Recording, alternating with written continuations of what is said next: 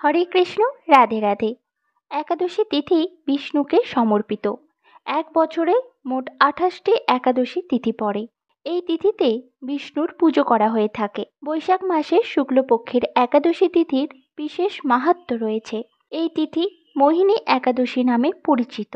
বিষ্ণু ও তার মোহিনী অবতারের পুজো হয় এদিন। শাস্ত্র মতে গত জন্মের পাপ থেকে মুক্তি পেতে, সুখ সমৃদ্ধি লাভ করতে এই মোহিনী একাদশী ব্রত পালন করা হয়। এই তিথিতে পুজো করলে সুখ সৌভাগ্য লাভ করা যায়। 2024 খ্রিস্টাব্দের মোহিনী একাদশী পালন করা হবে 19শে মে রবিবার। এদিন বিষ্ণুকে তুষ্ট করা অত্যন্ত সহজ। এদিন বিষ্ণুর প্রিয় তুলসী গাছের কয়েকটা উপায় করলে তিনি অত্যন্ত প্রীত হন বলে ধর্মীয় বিশ্বাস। তাই আপনিও করুন মোহিনী একাদশীর দিন এই কয়টি কাজ। আপনি যদি আর্থিক সংকটে ভোগেন তাহলে মোহিনী একাদশীতে তুলসীর একটি মালা বানিয়ে নারায়ণকে নিবেদন করুন। এর ফলে তিনি প্রীত হবেন এবং নারায়ণের আশীর্বাদে অর্থ কষ্ট থেকে মুক্তি পাবেন আপনি। মোহিনী একাদশীতে তুলসী মালা হাতে নিয়ে নারায়ণের মন্ত্র জপ করুন। এর ফলে বিষ্ণুর আশীর্বাদে আপনার সৌভাগ্যের দরজা খুলে যাবে। এদিন ওম নমো ভগবতে বাসুদেবায় এই মন্ত্র জপ করুন। আর হরে কৃষ্ণ মহামন্ত্র অবশ্যই জপ করবেন। হাজার চেষ্টা করেও যদি টাকা পয়সার অভাব আপনার পিছু না ছাড়ে, তাহলে মোহিনী একাদশীতে নারায়ণকে তুলসী পাতা নিবেদন করুন। মনে করা হয় এদিন তুলসী পাতা দিয়ে নারায়ণের পুজো করলে সুখ সমৃদ্ধি ও সাফল্য লাভ করা যায়। আপনি যদি কোনো মানসিক সমস্যার মধ্যে রয়েছেন, তাহলে একাদশীর দিন নিজের গলায় তুলসীর মালা পরে থাকুন। এর ফলে আপনার মন শান্ত হবে এবং মনোসংযোগ করার ক্ষমতাও বৃদ্ধি পাবে। কিন্তু তুলসী মালা পরার অনেক নিয়ম আছে। তুলসী মালা যদি ধারণ করেন তাহলে আপনাকে সাত্ত্বিক আহার গ্রহণ করতে হবে।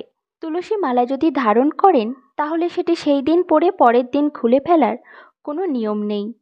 তাই তুলসী মালা ধারণ করলে সারা জীবনের জন্য করবেন।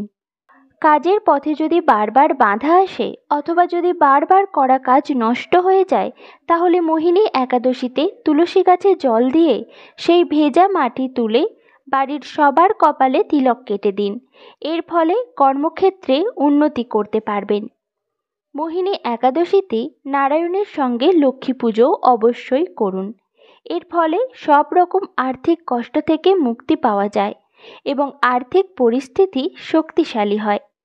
বিষ্ণু পুরাণ ও পদ্মপুরাণে মোহিনী একাদশীর মাহাত্ম্য বর্ণনা করা হয়েছে। এই একাদশী ব্রত পালন করলে বিষ্ণু নিজের ভক্তদের সমস্ত মনস্কামনা পূরণ করেন। এই ব্রত পালনের ফলে মোক্ষের দ্বার উন্মুক্ত হয়। পৌরাণিক কাহিনী অনুযায়ী এই তিথিতে বিষ্ণু মোহিনী অবতার নিয়েছিলেন, তাই একে মোহিনী একাদশী বলা হয়ে থাকে। তাই মোহিনী একাদশীতে অবশ্যই করুন এই কাজগুলি সুখ সমৃদ্ধি ও ভগবানের কৃপা লাভ করার জন্য। এদিন শ্রী বিষ্ণুর নারী রূপের আরাধনা করা হয়। পুরাণ অনুসারে সমুদ্র মন্থন করে যখন অমৃতের ভাণ্ড উঠে আসে, তখন প্রথমে অসুররা সেই ভাণ্ড জোর করে অধিকার করে। অসুররা অমৃত খেয়ে অমরত্ব লাভ করলে গোটা সৃষ্টির সামনে বিপদ।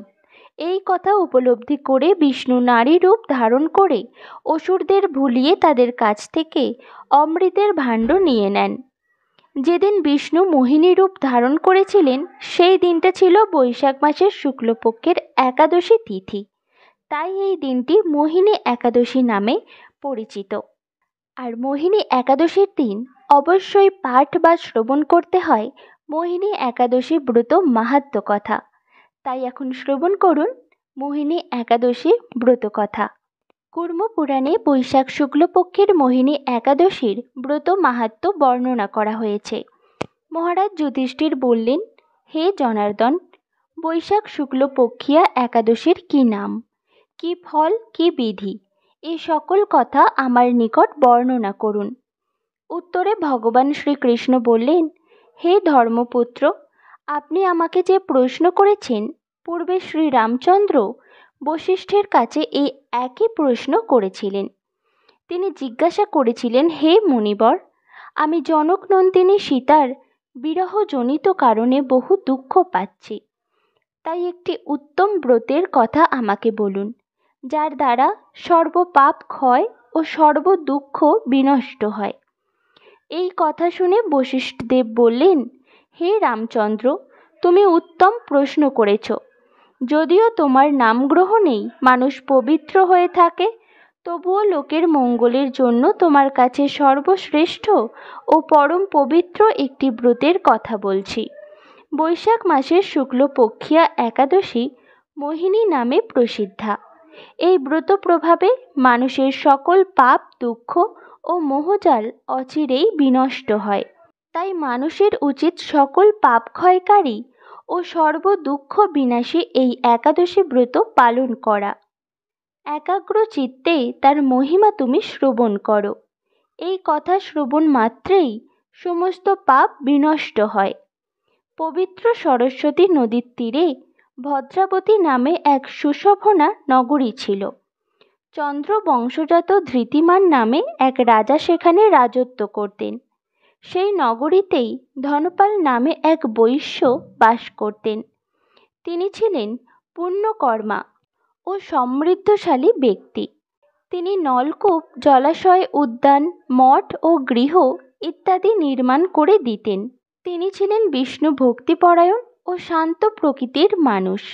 সুমনাথ, দ্যুতিমান, মেধাবী, সুকৃতি ও ধৃষ্টবুদ্ধি নামে তার 5 জন পুত্র ছিল। পঞ্চম পুত্র ধৃষ্টবুদ্ধি ছিল অতি দুরাচারী। সে সর্বদা পাপ কার্যে লিপ্ত থাকত। পরস্ত্রী সঙ্গী, বেশ্যাসক্ত, লম্পট ও দ্রুতক্রীড়া প্রভৃতি পাপে সে অত্যন্ত আসক্ত ছিল। দেবতা, ব্রাহ্মণ ও পিতামাতার সেবায় তার একেবারেই মতি ছিল না। সে অন্যায় কার্যে রত, দুষ্ট স্বভাব ও পিতৃধন ক্ষয়কারক ছিল। সব সময় সে অভক্ষ ভক্ষণ ও সুরাপানে মত্ত থাকত। পিতা ধনপাল একদিন পথ চলছিলেন। হঠাৎ তিনি দেখতে পেলেন ধৃষ্টবুদ্ধি এক বেশ্যার গলায় হাত রেখে নিঃসংকোচে ঘুরে বেড়াচ্ছে। তার নির্লজ্জ পুত্রকে এভাবে চৌরাস্তায় ভ্রমণ করতে দেখে তিনি অত্যন্ত মর্মাহত হলেন। এই কুস্বভাব দর্শনে ক্রুদ্ধ হয়ে তিনি তাকে গৃহ থেকে বার করে দিলেন। তার আত্মীয় স্বজনও তাকে পরিত্যাগ করল। সে তখন নিজের অলঙ্কারাদি বিক্রি করে জীবন অতিবাহিত করত। কিছুদিন এইভাবে চলার পর অর্থাভাব দেখা দিল। ধনহীন দেখে সেই বেশ্যাগণও তাকে পরিত্যাগ করল। অন্ন বস্ত্রহীন ধৃষ্টবুদ্ধি ক্ষুধা তৃষ্ণায় অত্যন্ত কাতর হয়ে পড়ল। অবশেষে নিজের গ্রামে সে চুরি করতে শুরু করল। একদিন রাজপ্রহরী তাকে ধরে বন্দি করল, কিন্তু পিতার সম্মানার্থে তাকে মুক্ত করে দিল। এভাবে বার কয়েক সে ধরা পড়ল ও ছাড়া পেল, কিন্তু তবুও সে চুরি করা বন্ধ করল না। তখন রাজা তাকে কারাগারে বদ্ধ করে রাখলেন। বিচারে সে কশাঘাত দণ্ড ভোগ করল। কারাভোগের পর অনন্য উপায়ে ধৃষ্টবুদ্ধি বনে প্রবেশ করল। সেখানে সে পশু পাখি বধ করে তাদের মাংস ভক্ষণ করে অতি দুঃখে পাপময় জীবনযাপন করতে লাগল। দুষ্কর্মের ফলে কেউ কখনো সুখী হতে পারে না। তাই সেই ধৃষ্টবুদ্ধি দিবারাত্রি দুঃখ শোকে জর্জরিত হল। এভাবে অনেক দিন অতিবাহিত হল।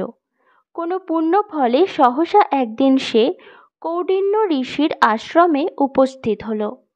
বৈশাখ মাসে ঋষিবর গঙ্গা স্নান করে আশ্রমের দিকে প্রত্যাবর্তন করছিলেন। শোকাকুল ধৃষ্টবুদ্ধি তার সম্মুখে উপস্থিত হল। ঘটনাক্রমে ঋষির বস্ত্র হতে এক বিন্দু জল তার গায়ে পড়ল। সেই জলস্পর্শে তার সমস্ত পাপ দূর হল। হঠাৎ তার শুভ বুদ্ধির উদয় হল। ঋষির সামনে সে কৃতাঞ্জলি পুটে প্রার্থনা করতে লাগল, হে ঋষি শ্রেষ্ঠ, যে পুণ্য প্রভাবে আমি এই ভীষণ দুঃখ যন্ত্রণা থেকে মুক্তি লাভ করতে পারি তা কৃপা করে আমাকে বলুন। ঋষিবর বললেন, বৈশাখ মাসের শুক্লপক্ষে মোহিনী নামে যে প্রসিদ্ধ একাদশী আছে, তুমি সেই ব্রত পালন করো। এই ব্রতের ফলে মানুষের বহু জন্মার্জিত পর্বত পরিমাণ পাপরাশিও ক্ষয় হয়ে থাকে। মহামুনি বশিষ্ঠ বললেন, কৌডিন্য ঋষির উপদেশ শ্রবণ করে প্রসন্ন চিত্তে ধৃষ্টবুদ্ধি সেই ব্রত পালন করল। হে মহারাজ রামচন্দ্র, এই ব্রত পালনেই সে নিষ্পাপ হল, দিব্য দেহ লাভ করল। অবশেষে গরুড়ে আরোহণ করে সকল প্রকার উপদ্রবহীন বৈকুণ্ঠ ধামে গমন করল। হে রাজন, ত্রিলোকে মোহিনী ব্রত থেকে আর শ্রেষ্ঠ ব্রত নেই। যজ্ঞ, তীর্থ, স্নান, দান ইত্যাদি কোনো পুণ্যকর্মই এই ব্রতের সমান নয়। এই ব্রত কথা শ্রবণে, কীর্তনে সহস্র গোদানের ফল লাভ হয়। এই হলো মোহিনী একাদশী ব্রত মাহাত্ম্য কথা। একাদশীর দিন গঙ্গা আদি তীর্থে স্নান করতে হয়। মন্দির মার্জন, শ্রীহরির পূজার্চনা, স্তব, স্তুতি, গীতা, ভাগবত পাঠ, আলোচনায় বেশি করে সময় অতিবাহিত করতে হয়। এই তিথিতে গোবিন্দের লীলা স্মরণ এবং তার দিব্য নাম শ্রবণ করাই হচ্ছে সর্বোত্তম। শ্রীল প্রভুপাদ ভক্তদের একাদশীতে 25 মালা বা যথেষ্ট সময় পেলে আরও বেশি জপ করার নির্দেশ দিয়েছেন। একাদশীতে শস্য মধ্যে সমস্ত পাপ অবস্থান করে, তাই চাল, ডাল, আটা, ময়দা, সুজি, সরিষা আদি জাতীয় খাদ্যদ্রব্য একাদশী দিনে বর্জন করা উচিত। নির্জলা উপবাসে অসমর্থ ব্যক্তি জল, দুধ, ফল, মূল এমনকি আলু, পেঁপে, কলা, ঘিয়ে বা বাদাম তেল অথবা সূর্যমুখী তেলে রান্না অনুকল্প প্রসাদ রূপে গ্রহণ করতে পারেন। রবি শস্য যেমন ধান, গম, ভুট্টা, ডাল ও সরিষা ও সয়াবিন তেল অবশ্যই বর্জনীয়। একাদশীতে ক্ষৌর কর্মাদি নিষিদ্ধ। কৃষ্ণ ভুলি যে জীব অনাদি বহির্মুখ, অতএব মায়া তারে দেয় সংসার দুঃখ। শ্রীকৃষ্ণকে ভুলে জীব অনাদিকাল ধরে জড়া প্রকৃতির প্রতি আকৃষ্ট রয়েছে, তাই মায়া তাকে এই জড়জগতে নানা প্রকার দুঃখ প্রদান করছে। পরম করুণাময় ভগবান কৃষ্ণ স্মৃতি জাগরিত করতে মায়াগ্রস্ত জীবের কল্যাণে বেদ, পুরাণ আদি শাস্ত্র গ্রন্থাবলী দান করেছেন। ভক্তি হচ্ছে ভগবানকে জানার ও ভগবত প্রীতি সাধনের একমাত্র সহজ উপায়। শাস্ত্রে যে 64 প্রকার ভক্তাঙ্গের কথা বলা হয়েছে তার মধ্যে একাদশী ব্রত সর্বোত্তম। শ্রবণ, কীর্তন, স্মরণ আদি নবধা ভক্তির পরই দশম ভক্তাঙ্গ রূপে একাদশীর স্থান। এই তিথিকে হরিবাসর বলা হয়। তাই ভক্তি লাভেচ্ছু সকলেরই একাদশী ব্রত পালনের পরম উপযোগিতার কথা বিভিন্ন পুরাণে বর্ণিত হয়েছে। তাই কোনো ফল লাভের জন্য নয়, ভগবানের সন্তুষ্টি বিধানের জন্য প্রত্যেকটি একাদশী ব্রত অবশ্যই পালন করা কর্তব্য। আজকের এই ভিডিও এই পর্যন্তই। সকলে ভালো থাকুন, সুস্থ থাকুন। হরে কৃষ্ণ, রাধে রাধে।